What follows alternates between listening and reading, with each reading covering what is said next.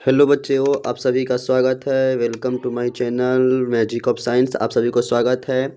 आज हम लेकर आए हैं आप लोगों को, अगर आप लोग क्लास 7 से अगर क्लास 8 में इन करने वाले हैं तो आप सभी को इस सिलेबस को बड़े ही ध्यान से और बड़े ही बारीकी से देखनी है और बहुत ही बेहतर से क्या करनी है, पढ़ाई भी करनी है, ताकि आप लोगों की जो स्कोर है वो अच्छे हो पाए और अच्छे से अच्छे रिजल्ट कर पाए। आपके सामने जो सिलेबस दिखाई दे रही है, ये सिलेबस आपका क्लास 8 की, यानी कि क्लास 8 में अगर आप लोग अब इन करने वाले हैं, जितने भी बच्चे 2025 में से अब 2026 में अब 8 क्लास में इन करने वाले हैं, ये सारे बच्चों के लिए लेकर आ गए हैं साइंस का सिलेबस कि सर आखिर क्लास 8 में साइंस में हम लोग क्या क्या पढ़ने वाले हैं। ठीक है, तो आप लोगों के सामने आपको स्क्रीन पे पहला चैप्टर दिखाई दे रहा होगा, जिस चैप्टर का नाम क्या चीज़ है तो क्रॉप प्रोडक्शन।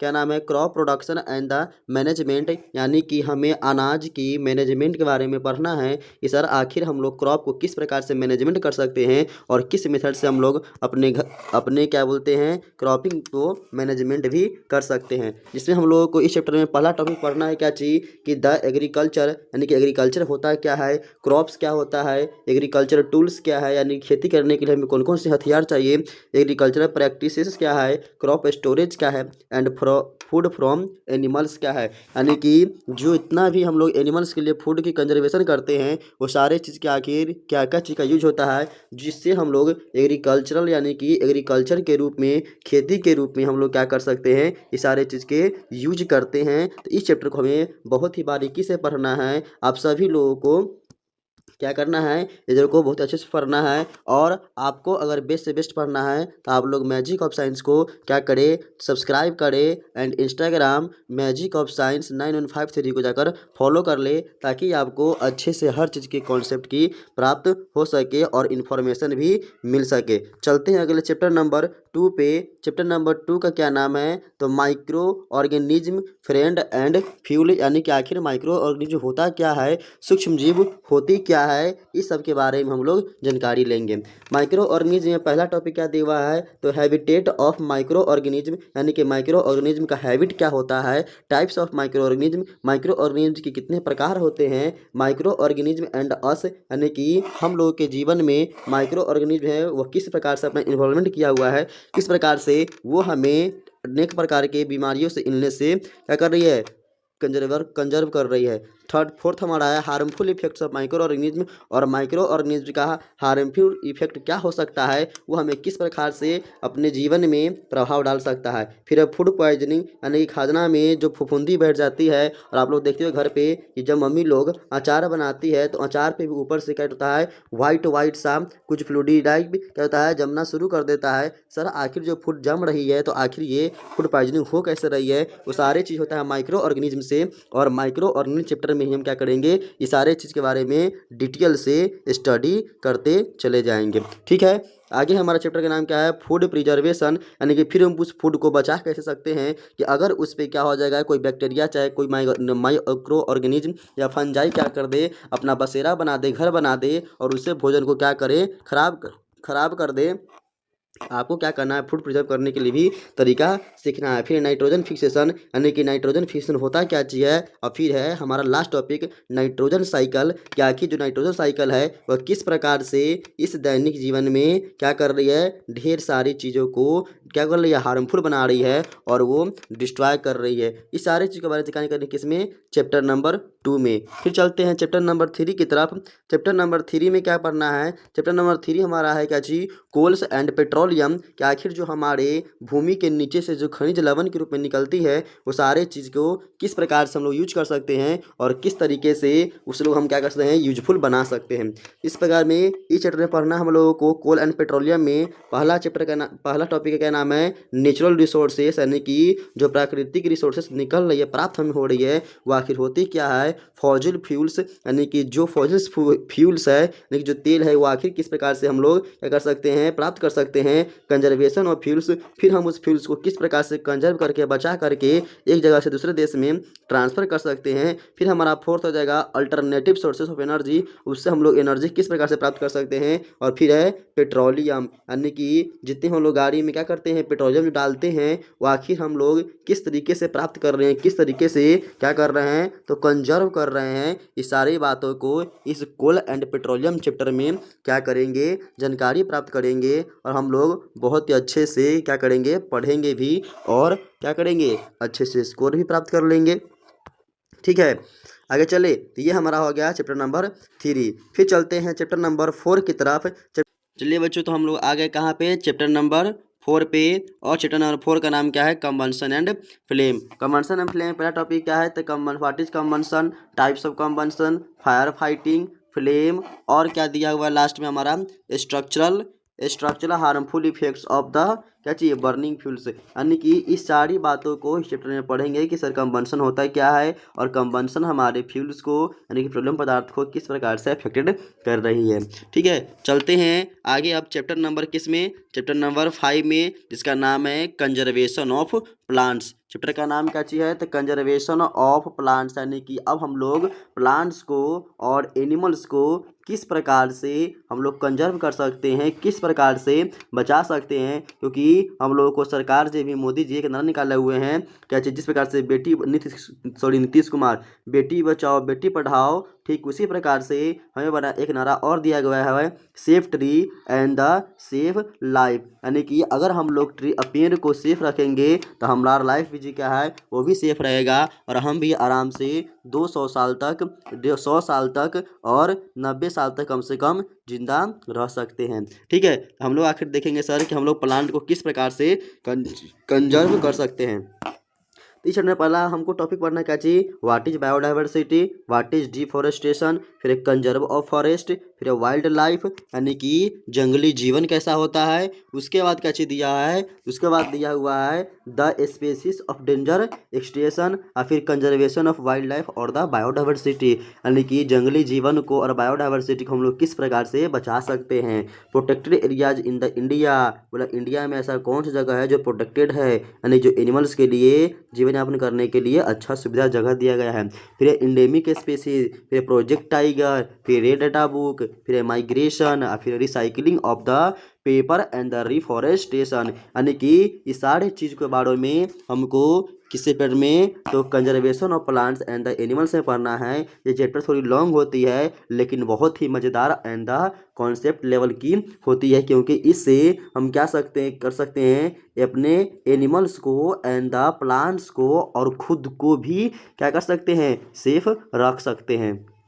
ठीक है, क्योंकि हम लोग किस पे डिपेंड है, तो प्लांट नहीं तो ट्री पे डिपेंड है, और ट्री और एनिमल्स भी क्या है, प्लांट और ट्री पे डिपेंड है, यानी कि जंगल पे डिपेंड है। क्योंकि उन लोगों का घर ही कौन है, तो जंगल होता है, इसीलिए कभी भी एनिमल्स को कभी भी नुकसान नहीं पहुंचानी चाहिए। ठीक है, ये सारी चीज़ों के क्या करना है, इस चैप्टर में हम लोग पढ़ेंगे। फिर चैप्टर नंबर क्या है, 6 है। चैप्टर नंबर 6 में क्या नाम है, रिप्रोडक्शन इन एनिमल्स, यानी कि एनिमल्स में किस प्रकार की रिप्रोडक्शन होती है और किस प्रकार में उसमें ऑफ स्प्रिंग का मतलब होता है क्या चीज़, संतान, यानी कि किस प्रकार से संतान को जन्म देती है फीमेल। ठीक है, तो आज ही हम देखने वाले हैं कि आखिर सारे रिप्रोडक्शन में हमें कौन कौन सी टॉपिक पढ़नी है। तो टॉपिक हमें पढ़नी है, जिस टॉपिक का पहला नाम क्या चाहिए कि सर व्हाट इज रिप्रोडक्शन क्या होती है। उसके बाद सेक्सुअल रिप्रोडक्शन इन ह्यूमन्स, यानी कि ह्यूमन्स में सेक्सुअल रिप्रोडक्शन किस प्रकार से होता है। फिर फर्टिलाइजेशन क्या होता है, फिर फर्टिलाइजेशन इन ह्यूमन्स, यानी कि ह्यूमन्स से फर्टिलाइजेशन किस प्रकार से होती है।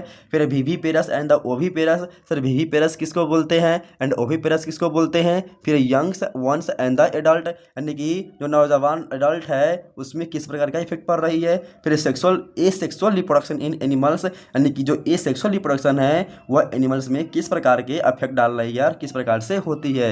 और फिर लास्ट में पढ़े हम लोग क्लोनिंग, क्या आखिर सर क्लोनिंग होती क्या है, दिस कॉल्ड इज द क्या चीज, तो ऑफ स्प्रिंग, यानी कि संतान। और एक टॉपिक आपको जो गुरु जी देव जी होंगे एक और पढ़ाएंगे, टाइप्स ऑफ रिप्रोडक्शन, इसको हम लोग क्या बोल रहे हैं, सेक्सुअल एंड द एसेक्सुअल, यहाँ पर लिखा हुआ है sexual reproduction and the asexual reproduction, ये दोनों क्या है, रिप्रोडक्शन के टाइप्स है। और आप लोगों को इस दोनों के बारे में भी अच्छे से जानकारी लेनी है और क्या करना करनी है, नॉलेज लेनी है, ताकि आप लोग अच्छे से पढ़ सके। और इस चैप्टर को आप लोग केवल एग्जाम के व्यू से ही नहीं पढ़िएगा, क्योंकि इस चैप्टर में केवल एग्जाम के लिए पढ़ना जरूरी नहीं है, क्योंकि ये आपके लाइफ के लिए भी क्या है, नीड है, आपको जीवन में बहुत ही काम देगा ये चैप्टर, रिप्रोडक्शन इन एनिमल्स। और ये इस चैप्टर को आप जब डॉक्टर लोग भी जितना भी बनने वाले हैं उस लोग भी अच्छे से पढ़िएगा, समझे। और आप लोग क्या कीजिएगा, और बेहतर से बेहतर पढ़ने के लिए हमारे चैनल को सब्सक्राइब जरूर करते चले जाइएगा, ताकि आप लोगों को अच्छे से नॉलेज मिल पाए और अच्छे से जानकारी ले पाए। हमारा आगे चैप्टर है क्या चीज, चैप्टर नंबर 7 है, जिसका नाम है reaching the age of the क्या देवा एडोलसेशन, यानी कि आखिर हम देखेंगे अब किस मात्रा में ये बढ़ रही है। पहला क्या है, तो physical changes in the humans being during the growth, यानी कि फिजिकल चेंजेस किस प्रकार से हो रही है, जिस प्रकार से जिस तरह से ह्यूमन बढ़ती है, जिस प्रकार से पहले बच्चा होता है यानी कि बाबू होता है, फिर उसके बाद क्या होता है, लड़का क्या होता है, उसके बाद सबसे पहले होता है बेबी, बेबी का होता है क्या चीज, ननकिरबा, निकरा बाद बड़का बुआ, उसके बाद क्या होता है, नौजवान होता है। तो किस प्रकार से डेवलप कर रही है। चेंज एट पिवोटी, किस प्रकार से पिवोटी स्टेज में चेंज हो जाता है। फिर सेकेंडरी सेक्सुअल क्या कहते हैं कैरेक्टर्स, इसमें कौन कौन से सेकेंडरी सेक्सुअल कैरेक्टर होता है वो सारा पढ़ लेंगे। Reproductive phase of the life in the humans, अब बोला है कि ह्यूमन्स में किस प्रकार से क्या होती है, रिप्रोडक्टिव पार्ट का भी चेंजेस होती है। उसके बाद पढ़ेंगे कि what happen the case of the insect and the frog, यानी कि आखिर जो फॉरॉग्स है वो इस इंसेक्ट में किस प्रकार से केसेस होती है, सेक्स डिटर्मिनेशन क्या होता है, और रिप्रोडक्टिव हेल्थ क्या होता है। यानी कि जब का चैप्टर नंबर 6 है एंड द चैप्टर नंबर 7 है, ये दोनों आपस में रिलेटेड है। इस दोनों चैप्टर को आप क्या कीजिएगा, साथ साथ ही पढ़िएगा, तभी आप लोगों को अच्छे समझ में आएगा। ऐसा ना हो कि केवल 6 की चैप्टर पढ़ लिए, आज 7 को छोड़ दिए, आप पहले की बारी 12 पढ़ लिए, नहीं तो 13 पढ़ लिए, फिर पढ़ लिए। ऐसे करने से आप लोगों को समझ में आएगा ही नहीं। आप लोग क्या कीजिए, लगातार पहले 6 और उसके बाद डायरेक्ट 7 पढ़ना शुरू कर दीजिएगा, ठीक है, क्योंकि दोनों चैप्टर आपस में क्या है, रिलेटेड है। मैं बता दूं आपको 6 और 7 से मिला करके आपको टोटल कम से कम 8 मार्क्स के एग्जाम में पूछा जाएगा, जिससे आपको बहुत ही हेल्प मिल सकती है। चलिए आगे चलते हैं चैप्टर नंबर 8 में। चैप्टर नंबर 8 में क्या चीज़ है, चैप्टर नंबर 8 का नाम हमारा है क्या चीज़, तो फोर्स है और क्या है, प्रेशर है। फोर्स एंड प्रेशर दिया हुआ है, इस दोनों चीज़ के बारे में क्या करना है, हमें अच्छे से पढ़ना है कि सर आखिर व्हाट इज फोर्स, वही दिया हुआ है व्हाट इज फोर्स। फिर force are due to the main interaction, इसका मेन इंट्रैक्शन क्या होता है, फोर्स का इफेक्ट क्या होता है, ठीक है, फोर्स का इफेक्ट क्या होता है, types of force, pressure, fluid pressure and the barometer, ये सारी चीज़ के क्या करना है, तो जानकारी लेनी है, समझे। चलिए क्या सब आप लोगों की जानकारी ले लिए कि सर फोर्स क्या होता है, और इस फोर्स में आप लोग पढ़िएगा किसके बारे में, तो किसके बारे में, फोर्स में ही आप लोग पढ़िएगा न्यूटन साहब के बारे में। उन्होंने जब सेब गिरा था तो एप्पल को क्या किए थे, खाए नहीं थे, और फालतू में ओवर थिंकिंग कर दिए और फिजिक्स का खोज कर दिए क्या, तभी हम लोग इसे पढ़ना पड़ रहा है। व्हाट इज फोर्स, फोर्स क्या है, सर प्रेशर क्या है, ये सारी चीज़ों की जानकारी लेनी पड़ रही है। चलिए चलते हैं चैप्टर नंबर 9 पे। चैप्टर नंबर 9 में क्या है, चैप्टर नंबर 9 का नाम क्या चीज़ है, फ्रिक्शन है। और फ्रिक्शन से क्या होता है, फोर्स दोनों क्या है, आपस में रिलेटेड है, इसीलिए फोर्स और फ्रिक्शन को साथ में पढ़िएगा। दिया हुआ है फ्रिक्शन चैप्टर में आपको पहला टॉपिक क्या पढ़ना है, sir what is friction, friction क्या होता है, कॉजेज ऑफ फ्रिक्शन, फ्रिक्शन के कारण क्या होते हैं, फैक्टर्स अफेक्टिंग फ्रिक्शन, यानी कि जो फ्रिक्शन का जो फैक्टर्स अफेक्ट करता है वह किस प्रकार से करती है, फ्रिक्शन के टाइप्स क्या होते हैं, फ्रिक्शन हमें जरूरी क्यों है, नीड को क्यों है, फिर है ways to the reduce friction, यानी कि जो फ्रिक्शन जो है वह किस प्रकार से आपस में रिड्यूस कर रही है, फिर हम फ्रिक्शन को इंक्रीज किस प्रकार से कर सकते हैं, फिर क्या चाहिए है, तो जो हमारा जो फ्रिक्शन है आखिर किस प्रकार से फ्लूइड में प्रेशर कर रही है, ठीक है। बच्चों मैं आप लोगों को बता दूं कि आपके फोर्स एंड फ्रिक्शन से मिला करके आपको क्वेश्चन कम से कम 10 मार्क्स के पूछे जाते हैं, इसीलिए बहुत ही अच्छे से पढ़िएगा फोर्स एंड फ्रिक्शन को, क्योंकि ये दोनों आपस में क्या है, रिलेटेड होता है, क्योंकि बिना फोर्स लगाए फ्रिक्शन हो ही नहीं सकता है, और बिना फ्रिक्शन किए हुए फोर्स भी लग ही नहीं सकती है, इसलिए दोनों आपस में क्या है, रिलेटेड है। इसलिए आप लोग अच्छे से सारे टॉपिक को ध्यान से पढ़िएगा। चलते हैं आगे चैप्टर नंबर 10 पे। चैप्टर नंबर 10 पे क्या है, तो चैप्टर नंबर 10 में क्या चीज़ लिखा हुआ है, चैप्टर नंबर 10 में है कि साउंड, साउंड क्या होता है, आवाज़ क्या होता है। जैसे कि आप लोग गाना गाते हैं घर पे, डीजे वाले बाबू मेरा गाना बजा दो, डीजे वाले बाबू मेरा गाना बजा दो, करते हैं ना, इस तरह से गाते हैं ना, यही क्या हमारा है, हमको क्या करना है, साउंड पढ़ना है। और जो आप लोग घर पे गीत सुनते हैं, सुबह हो सुबह, चाहे आप लोग भोजपुरी में जिनते हो कि डीजे पर जब गाना बाजी हो तो क्या करी, दोनों कमरिया लचकी हो, तो सारा आखिर जो डीजे पर गाना बज रहा है और जो कमरिया लचक रहा है तो आखिर कैसे लचक रहा है, और डीजे की आवाज़ जो है हमारी कानों तक यानी कि ईयर तक किस प्रकार से पहुंच रही है, ये सारी बातों की जानकारी लेंगे किसमें, हमारे साउंड चैप्टर में। और इसको अच्छे से कवर करेंगे ताकि हम लोगों के अगर कोई डीजे बजवाने के लिए बोल दे, अगर कोई पूछ दे कि डीजे पे गाना सुनते हैं तो बताओ डीजे पे गाना हमको सुनाई कैसे देता है, तो आप लोग डरना नहीं है, ये सारे टॉपिक पढ़ लेना है ताकि आप लोग साउंड के रूप में भी बादशाह बन जाए। पहला क्या है, how sound is the produce, sound produce किस प्रकार से होती है, sound produce by the humans, humans sound produce किस प्रकार से होता है, sound needs a medium for progress propagation, यानी कि साउंड की ज़रूरतें हम लोगों को पहुंचती है, प्रोपेगेशन करती है, वो किस प्रकार से ज़रूरत है, how do we hear sound, हम लोगों को आवाज़ कैसे सुनाई देती है, कैरेक्टरिस्टिक्स ऑफ वाइब्रेशन, अब वाइब्रेशन का कैरेक्टर क्या होता है, स्पीड ऑफ साउंड, साउंड की स्पीड क्या होती है, साउंड की कैरेक्टर क्या होती है, नॉइज एंड द क्या दिया हुआ है, म्यूजिक पॉल्यूशन या नॉइज पॉल्यूशन क्या होता है, इस सारी बातों की जानकारी लेनी है। और इसमें एक चीज़ और पढ़ना है, म्यूजिक, आप लोगों को ये म्यूजिक को भी अच्छे से पढ़ लेना है, ठीक है, ताकि आपके कोई भी क्वेश्चन एग्जाम में ना छूटे और आप लोग मज़े से एग्जाम देकर आ सके, और एग्जाम देने के बाद डीजे बजा करके क्या करें, मस्त डांस कर सके, ठीक है।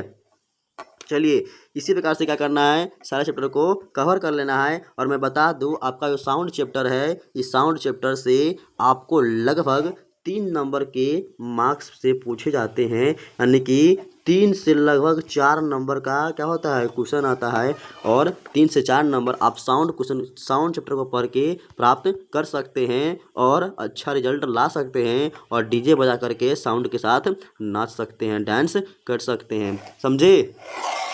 चलिए आगे चलते हैं चैप्टर नंबर 11 पे।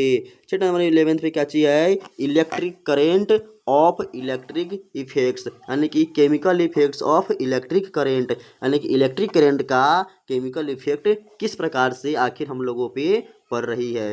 इसमें पढ़ना क्या चीज़ है, पहला है कंडक्टर्स ऑफ इंसुलेटर्स, यानी कि कंडक्टर्स क्या होता है और इंसुलेटर क्या होता है, इलेक्ट्रिक टेस्टर क्या होता है सर बता दीजिए पहले। उसके बाद कंडक्टिविटी ऑफ लिक्विड्स, लिक्विड में करंट किस प्रकार से फॉलो कर सकती है, chemical effects of electric current का केमिकल इफेक्ट्स क्या हो सकता है, इलेक्ट्रोलाइसिस क्या होता है, इसका एप्लीकेशन क्या होता है, इलेक्ट्रोप्लेटिंग क्या होता है, इलेक्ट्रोलाइटिक क्या दिया है, इलेक्ट्रोलाइटिक क्या होता है, ये सारी चीज़ों को क्या करना है, जानकारी लेना है, ताकि आप लोग क्या करें, अच्छे से पढ़ सके और अच्छे से क्या करें, एग्जाम की प्राप्ति भी कर सकें, ठीक है। क्या आगे चलते हैं आगे। आप सभी लोग क्या कीजिएगा, इस चैप्टर को chemical effects of electric current को अच्छे से पढ़ लीजिएगा, और इसमें सारी बातों को जानकारी भी अच्छे से ले लीजिएगा, क्योंकि एक भी टॉपिक आप छोड़ के मत आगे बढ़िएगा, वरना आपको क्लास 9th में, यहाँ पे क्लास 9th में, क्लास 10th में, क्लास 11th में और क्लास 12th में बहुत ही दिक्कत होने वाला है। अगर जो लोग भी चैप्टर को सारे को अच्छे से पढ़ के नहीं आएंगे, उसको इस सारे क्लास में हमेशा टेंशन के ही लेना पड़ेगा, और खाली यही बोलेंगे क्या चीज़ कि चैप्टर बड़ा भारी है, कि दीदी इतना भारी चैप्टर है ना कि पढ़ने का मन नहीं कर रहा है। तो आप लोगों को ऐसा बिल्कुल नहीं होनी चाहिए, क्या होनी चाहिए, सारे चीज़ को अभी कवर ही करते हुए चलना है। कितना बच्चा बोलेगा सर वैसा पढ़ाने नहीं होता है, यही भी होता है, आप लोग टेंशन क्या ले रहे हो, सीधा एक काम करो, मैजिक ऑफ साइंस को सब्सक्राइब करो, ठीक है, मैजिक ऑफ साइंस को क्या करो, सब्सक्राइब कर दो, और सभी चैप्टर के सॉल्यूशन को यानी कि बारीकी से पढ़ो, और यहाँ पे अब फिर कोई क्वेश्चन छूट जाए तब हमें बताना कि सर आप फलां चीज़ पढ़ाए थे, जो पढ़ाए थे आज चैप्टर में आप ये चीज़ बताए नहीं किए थे, ये सारा चीज़ बताएंगे हम, खाली फॉलो तो खाली पढ़ते तो चलो तुम खाली, तो क्या चाहिए। चलिए बच्चों लोग, चलो कहाँ चलो, चैप्टर नंबर 12 पे। चैप्टर नंबर 12 में क्या दिया हुआ है? चैप्टर नंबर 12 का नाम है हमारा some natural phenomenon. Some natural phenomenon का मतलब होता है सर, अब कुछ हमारी प्रकृति में कुछ घटनाएं घटती है, कुछ घटनाएं घटती है जैसे कि सर भूकंप का आना। सर भूकंप के डरे तो लोग बाहर से, पता है घर से बाहर कितना कितना दिन तक सब रोड पर सोया था, रोड पर सोया था, रोड पर ही खाना खाता था, डर के हमारे घर में रहता कि कहीं घर न गिर जाए, तो हम कहीं मर न जाए, समझे। तो अब पढ़ने वाले हैं, बचपन में जितना भी हम लोग क्या किए थे, डरे थे कि भूकंप आने वाला है, भूकंप आने वाला है, तो अब हम लोग पढ़ लेंगे नाउ, क्या पढ़ेंगे कि सर आखिर भूकंप आती कैसे है, हमें भूकंप से बचना कैसे है, इस सारी बातों की जानकारी इसमें लेना है। सर सुनामी कैसे आता है, सर बाढ़ कैसे आती है, सर किस प्रकार से बिजली चमकती है, जो हम लोग क्या करते हैं बाहर खड़े होते हैं, बारिश का माहौल आता है और बिजली चमकने लगता है, हम लोग क्या बोलते हैं कि दीदी हो भाजी इधर आवा न, भगवान जी फोटो खींच रहा है, हम लोग फोटो खिंचवाते हैं। अब मस्त हम लोग क्या करते हैं, पोज बना बना करते फोटो खींच, हम भगवान पर जी फोटो खींच रहे हैं। जब जाएंगे ना तो भगवान से कहेंगे कि मेरा फोटो कहीं दिखाइए तो, ठीक है। तो सारी बातों क्या करेंगे हम लोग आज डिटेल से देखने वाले हैं कि सर आखिर इसमें कौन कौन से टॉपिक है सब नेचुरल फिनोमेना में। पहला क्या है इलेक्ट्रिक चार्ज। इलेक्ट्रिक चार्ज होता क्या है, मेथड ऑफ चार्जिंग है बॉडी, यानी कि बॉडी पे चार्जिंग किस प्रकार से, मेथड कौन कौन सा तरीका है। फिर हमारा तीसरा क्या है ट्रांसफर ऑफ चार्ज, चार्ज का ट्रांसफर किस प्रकार से होता है। फिर करना है लाइटिंग किस प्रकार से होती है, यानी कि बिजली किस प्रकार से चमकती है। फिर अर्थक्वेक यानी कि भूकंप कैसे होती है, किस प्रकार से हमें इसमें बचाव करनी है और हमें किस प्रकार से बच के रहना है, किसमें पढ़ना है तो अर्थक्वेक में पढ़ना है कि किस चैप्टर में। तो हमारा चैप्टर का नाम हो जाएगा क्या चीज, हमारा चैप्टर का नाम हो जाएगा क्या चीज, तो सम नेचुरल फेनोमेनन चैप्टर का नाम हो जाएगा, ठीक है। इसमें सारे लोग पढ़ेंगे।